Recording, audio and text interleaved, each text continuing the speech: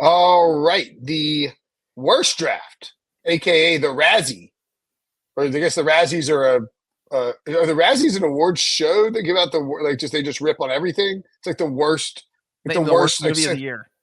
is it just the Razzie or is it the Razzies? I can't remember. It's like worst cinematography, worst it's like worst supporting actor. I can't either way. We're gonna give a Razzie out, our own Razzie. Harry called it the Oakland Raiders Memorial Worst Draft Award. Ouch, but not too far off. Sully, would you like to give the award to the namesake of this Razzie?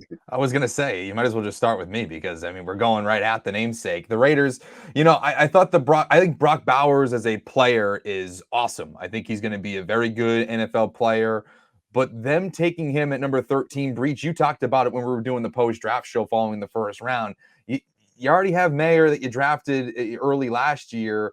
It just felt like kind of a little bit of not a panic move, but you're just like, oh, well, we'll throw our hands up. We didn't get any quarterbacks. We kind of fell out of that race. So let's just go with best player available on our board, even if it doesn't specifically fill a need. And so when, I like the Jackson Powers Johnson draft pick in the second round, but to me, they really needed to identify a quarterback. I liked them to be maybe the Michael Penix team to trade up to number 10 with the Jets if he fell that far. Obviously, the Falcons nabbed him at number 8. But to me, I just feel like it was a lot of missed opportunity at the top of the draft there, not getting a quarterback, and ultimately didn't draft a quarterback at all in this draft. So to me, it's just a little disappointing for the Raiders.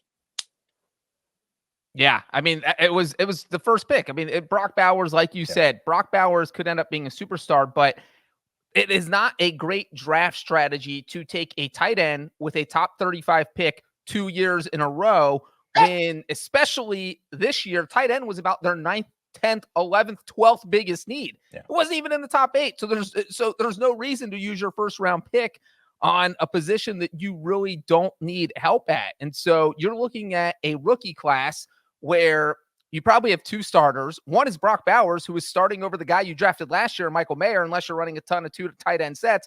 Well, I mean, we'll see.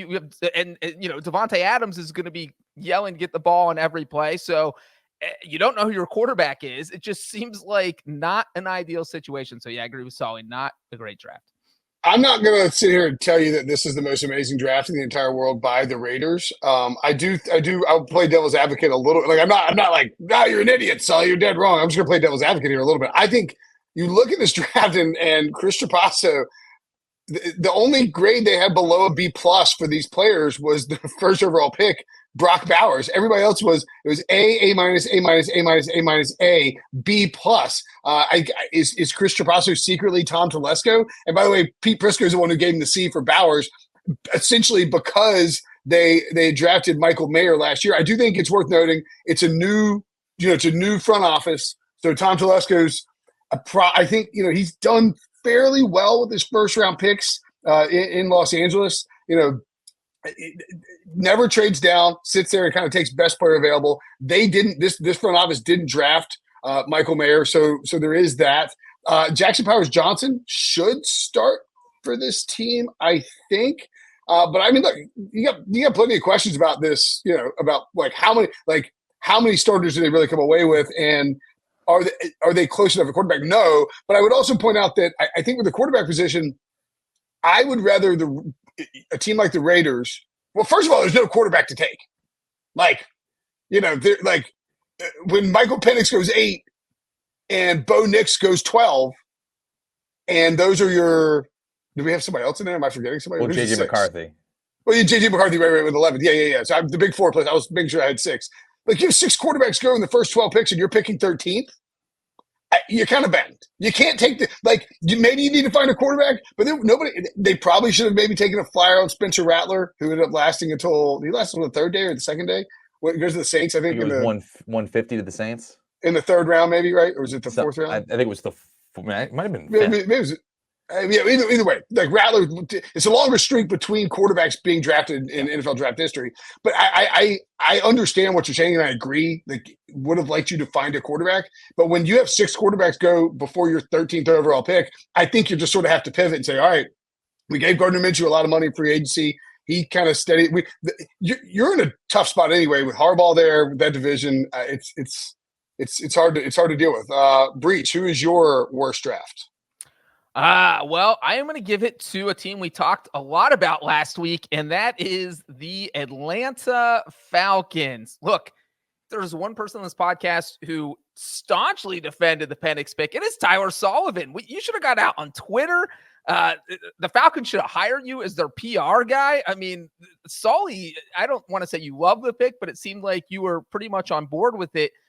But I mean, look, everybody's already said everything that needs to be said about this pick. And it's just the logic you use for the Brock Bowers pick with the Raiders and not liking it also works here with this. He is not, you have a quarterback. You just spent $100 million to bring a quarterback in.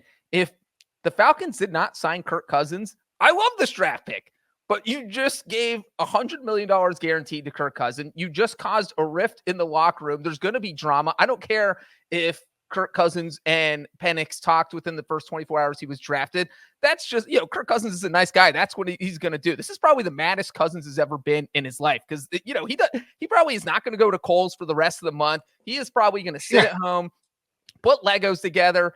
And it is just, I just don't know what you're doing if you're the Falcons. I know you want to hit on a quarterback, but this just causes unnecessary drama and does not help you win this year, which is the other key part of this.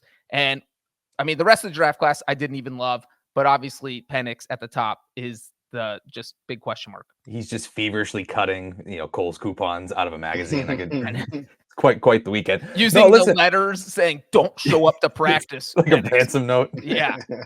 Listen, I agree with what you're saying. And this is what we said. This is what I said following the first round is that I don't like the way they went about it because when we were coming off of it, the reports are that they barely talked to him. They shot him a quick phone call like, hey, we're doing this right when they were on the clock, essentially. That's not the way to go about it.